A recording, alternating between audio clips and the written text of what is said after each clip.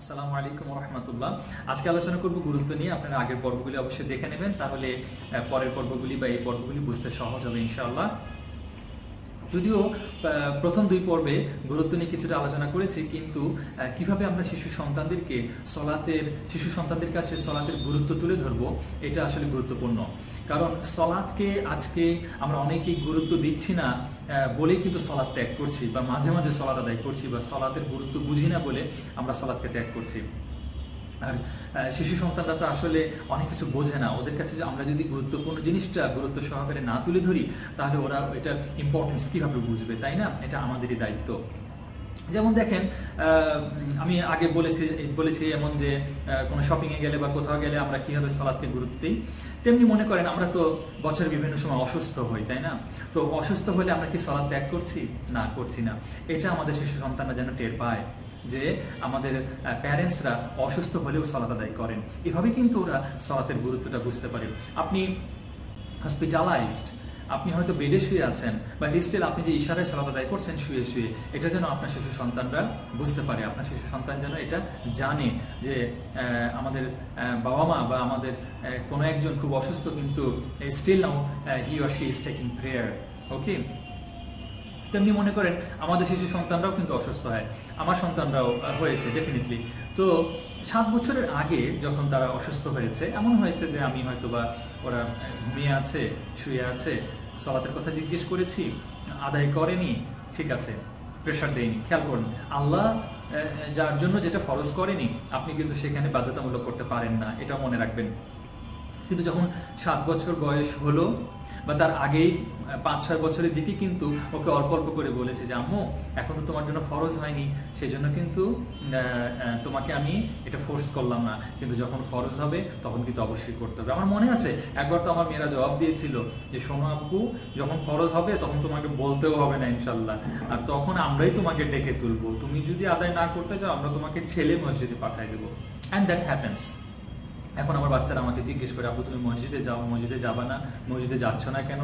হ্যাঁ, এবং এটা আমার কাজকে সহজ করে দেয়। আমি অস্বীকার করব না যে অনেক সময় মনে হয় যে একটু আরাম করে বাসাতেই সালাত আদায় করে ফেলি, কিন্তু যখন ছোট ছোট শিশু সন্তান পরিবার থেকে বলে যে যাও মসজিদে যাও, তুমি মসজিদে কখন যাবা, তখন আসলে লজ্জাও লাগে, তখন আর বলতেও পারি না যে আজকে আমার একটু বাসায় সালাত আদায় করতে ইচ্ছা করছিল। যাই হোক, সে প্রসঙ্গ বাদ দিলাম। তো যখন শিশু সন্তানরা 7-এর পরে বা মনে করেন 9-10, তখন তারা অসুস্থ, তো তখন আমরা আসলে তাদেরকে একটু সাহায্য করব। আমি আগের পর্বে আলোচনা করছিলাম কিভাবে সন্তানদেরকে সলাত আদায়ের আমরা ওদেরকে সাহায্য করে সহজ করতে পারি ওদের জন্য। তো যখন অসুস্থ হবে তখন তো অবশ্যই ওদের জন্য এই কাজটা সহজ করে দেওয়া আমাদের জন্য জরুরি। তো যেমন সে যদি পানি দিয়ে উযু করার যোগ্যতা না রাখে, তাহলে তায়াম্মুম করিয়ে দেবো আমরা, ঠিক না ব্যাপারটা? এটাও সে শিখে নিল, হ্যাঁ, যে কত সহজ একটা বিষয়। তেমনি যখন তারা 10 বছর 11 বছর, তখন তাদের বিভিন্ন অসুস্থতায় আমরা তাকে সাহায্য করবো যে ঠিক আছে তুমি বসে সালাত আদায় করো, বা তুমি শুয়ে সালাত আদায় করো। একটা জিনিস দেখুন, যে যখন বাচ্চারা বড় হয়, গ্রোয়িং পেইন নামে কিন্তু একটা বিষয় আছে, আপনারা তো অনেকেই জানেন।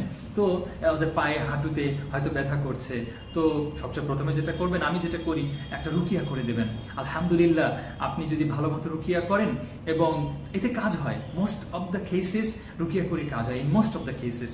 তারপরেও চিকিৎসা অবশ্যই করতে হবে, আমি সে বিষয়ে কিন্তু অস্বীকার করছি না। তো রুকিয়া করে দিই, এবং ওরাও বলে আপু এখানে ব্যথা করছে, রুকিয়া করে দাও, সেটা করে দিই। তারপরে ওখানে একটু মেসেজ করে দিলাম, এবং তারপরে ওদেরকে সাহায্য করলাম যে নাও তুমি তোমার সালাতটা আদায় করো। দাঁড়িয়ে সালাত আদায় করতে পারছে না, তখন বসে আদায় করতে বলেন। হ্যাঁ, একবার এমন হলো, আমার মেয়ে ফজরের ওয়াক্তে আমি খেয়াল করলাম, আমি মসজিদ থেকে সালাত আদায় করে আসলাম, এবং সেদিন একটু দেরি হচ্ছিল কারণ সে অসুস্থ বোধ করছিল। তো আমি দেখলাম সে সালাত আদায় করলো, এবং সে ভুল করে 1 রাকাত সালাত আদায় করেছে, করে সে আবার শুয়ে পড়েছে। আমি বললাম আম্মু তুমি কি খেয়াল করেছো, তুমি কিন্তু 2 রাকাত সালাত আদায় না করে 1 রাকাত করলে। তো সে তখন বলল আব্বু আমার না পা খুব ব্যথা করছে, মাথাটাও ধরেছে, এরকম কিছু একটা বলছিল। আমি বললাম ঠিক আছে ঠিক আছে, তুমি শুয়েই সালাত আদায় করে নাও, তোমাকে কষ্ট করে দাঁড়িয়ে সালাত আদায় করতে হবে না। এইভাবে আমরা আসলে ওদেরকে সাহায্য করতে পারি, but at the same time they are getting the information that সালাত ইজ ভেরি ইম্পর্টেন্ট। ঠিক আছে, তারা কিন্তু সালাতের গুরুত্বটা বুঝতে পারলো যে আমার পিতামাতা আমার অসুস্থ সময় আমাকে এত ভালোবাসে, কিন্তু আমার অসুস্থ সময়েও আমার সালাতকে কিন্তু তারা ছাড় দিল না। আর অনেক কিছুই ছাড় দিচ্ছে, কিন্তু সালাতকে ছাড় দিল না। ঠিক না ব্যাপারটা? এটা খুবই গুরুত্বপূর্ণ। সালাতের গুরুত্ব বোঝানোর জন্য আমি আরেকটা কাজ করেছি, যে পুরো পৃথিবীতে বিভিন্ন দেশের মানুষরা কিভাবে সালাত আদায় করে সেগুলো ছবি আমি ওদেরকে দেখিয়েছি। এই ছবিগুলো তো আলহামদুলিল্লাহ এখন ইন্টারনেটের কারণে আপনি সহজেই পাবেন। বিশেষ করে আমি যেদিন জীবনে প্রথম দেখলাম যে সমুদ্রের নিচে কিছু ডুবুরিরা কাজ করছেন, যাদের অক্সিজেন সিলিন্ডার সহ মাস্ক পরা, তাদেরকে ওই সমুদ্রের তল থেকে মানে ওখানেই তারা কাজ করেন এবং তারা সেখানেই সালাত আদায় করেছেন তাদের যখন ওয়াক্ত হয়েছে।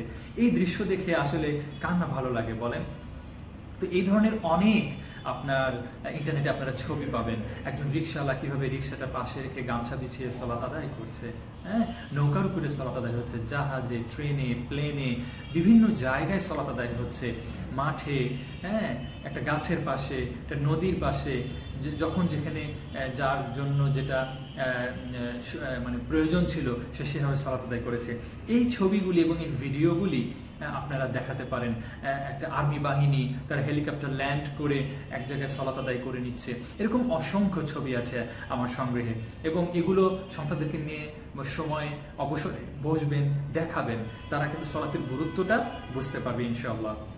শিশুরা নানাভাবে আসলে গুরুত্বটা কিন্তু বোঝা যায়। যেমন একটা জিনিস খেয়াল করেন, আমরা যদি এগুলো করি ওরা কিন্তু গুরুত্ব বোঝা যাবে। সবসময় আলাদা করে বলতে হবে না, দেখেছো সালাত কত গুরুত্বপূর্ণ, হ্যাঁ, বরং আমরা আসলে প্যাসিভলি বিভিন্ন বিষয় দেখিয়েই তাদেরকে বুঝিয়ে দিতে পারি। একটা জিনিস দেখুন যে আমাদের শিশুরা স্কুলে ভর্তি হয়, হ্যাঁ, ওরা কিন্তু জেনে যায় যে আমি যদি পরীক্ষা ফেল করি দ্বিতীয় শ্রেণীতে উঠতে পারবো না প্রথম শ্রেণী থেকে, তাই না? এবং ওরা এটাও জেনে যায় আমাকে কত নাম্বার মিনিমাম পেতেই হবে, হ্যাঁ, এবং এটা ওদের জন্য আসলে ফরজ হয়ে যায়। যদিও তখনও আমাদের সন্তানদের জন্য সালাত আদায় ফরজ হয় না, কিন্তু একটা পরীক্ষা থেকে একটা ক্লাস থেকে আরেকটা ক্লাসে উঠবার জন্য তাদের কিন্তু মানে পরীক্ষায় পাশ করাটা ফরজ হয়ে যায়। ঠিক না ব্যাপারটা? তো ওরা কিন্তু দেখবেন পরীক্ষাটাকে যতটা সিরিয়াসলি নেয়, কারণ আমরা ওখানে গুরুত্ব দিই, স্কুল গুরুত্ব দেয়, কিন্তু সালাতকে আমরা যদি গুরুত্ব না দিই, হ্যাঁ, ওরা কিন্তু দেখবেন যে সালাতকে গুরুত্ব দিবে না। আমি পরীক্ষা এবং এটাকে কেন আনলাম একটু হিন্ট দিচ্ছি যে স্কুলও একটা গুরুত্বপূর্ণ বিষয়, হ্যাঁ, যদি ইসলামিক স্কুল হয় সেই ইসলামিক স্কুলের টিচাররা সালাত আদায় করবে, ঠিক না বিষয়টা? সেখানে সালাত আদায়ের পরিবেশ থাকবে। আমি আমার বাচ্চা এর আগে যে স্কুলে পড়তো, তো সেই স্কুলে কিন্তু জোহরের সালাত সমস্ত স্টুডেন্টরা মিলে একসাথে আদায় করতো। হ্যাঁ, বর্তমান স্কুলে যেটা হয়েছে আসলে জোহরের আগেই ছুটি হয়ে যায়, যার জন্য আর সেটা স্কুলে হয় না। কিন্তু আমি এখানে বলতে চাচ্ছিলাম ইসলামিক স্কুলের একটা গুরুত্ব আছে। আপনি যদি সালাতকে গুরুত্ব দিতে চান, শুধু বাসায় নয়, ও যে স্কুলে পড়ছে সেই স্কুলেও আসলে এটার গুরুত্ব প্রকাশ পেতে হবে। আমি হালকা করে আসলে স্কুলের বিষয়টিকে একটু তুলে ধরলাম। গুরুত্ব নেবার আরেকটা বিষয়, গুরুত্ব বোঝানোর আরেকটা বিষয় এরকম যে আমরা যারা বাইরে কাজ করি, সারাদিন সন্তানদের সাথে পরিবারের সাথে দেখা হয় না, আমরা কিন্তু ফোনে একটু খবর নিতে পারি। স্পেশালি যে দিনগুলি সে অসুস্থ সেই দিনগুলো তো আমরা ফোনে একটু খবর নিতেই পারি, তোমার সালাতের খবর কি, হ্যাঁ। আর এছাড়াও আমরা বিভিন্ন সময় আমরা আসলে ফোনের মাধ্যমে আমরা ওর সালাতের খবর নেব। এতে সে বুঝে যাবে আমার বাবা আমার সালাতকে কতটা গুরুত্ব দেয়, আমার বাবা আমার সালাতের খবর রাখে, গুরুত্ব সে এমনি বুঝে যাবে। এবং আমরা কিন্তু ফোন করে অনেক খবর নেই না বলেন? আমরা ফোন করে খবর নেই তোমার রেজাল্ট কি, আমরা ফোন করে খবর নেই আজকে ক্লাস টেস্টের রেজাল্ট কি, ফোন করে খবর নেই তোমার হোমওয়ার্ক করেছো কিনা, ফোন করে খবর নেই কিছু লাগবে কিনা, সেগুলো কিনে নিয়ে যাই। আমরা মাঝে মাঝে আলাদা করে ফোন করে শুধু খবর নেব তোমার সালাতের খবর কি, সাথে আর অন্য কোনো কিছুর খবর নিব না, শুধু সালাতের জন্য আমরা ফোন করে খবর নিতে পারি। এই কাজটা আমিও করেছি, আমিও মাঝে মাঝে করি। তো এইগুলো আমি মনে করি আমাদের করা উচিত, সন্তানদেরকে যদি আমরা গুরুত্ব বোঝাতে পারি। তবে হ্যাঁ, যখন 10 বছর বয়স হবে বা মনে করেন 9 থেকে অনওয়ার্ড, আমরা আসলে বিভিন্ন হাদিসগুলোকে তুলে ধরবো, ওদের সামনে আলোচনা করব। প্রতিদিন একটা হাদিস, প্রতিদিন একটা কোরআনের আয়াত, সালাত সংক্রান্ত, এগুলো নিয়ে আসলে এখন বইও আছে। কত সহজ হয়ে গেছে আমাদের জন্য, আমাদেরকে পুরো কোরআন স্টাডি করে তারপরে আমাদেরকে এটা বের করতে হবে না। এগুলো আমরা প্রতিদিন একটা করে পড়তে পারি। এ ধরনের ছোট ছোট বই আছে যেগুলো বাসায় একসাথে বসে পড়ার অভ্যাস করতে পারি। তো আজকে এইটুকুই গুরুত্ব বোঝানোর জন্য এই পর্বে আলোচনা করলাম। ইনশাআল্লাহ পরবর্তী পর্বে আরো কিছু গুরুত্বপূর্ণ জিনিস থাকবে। আসসালামু আলাইকুম ওয়া রাহমাতুল্লাহ।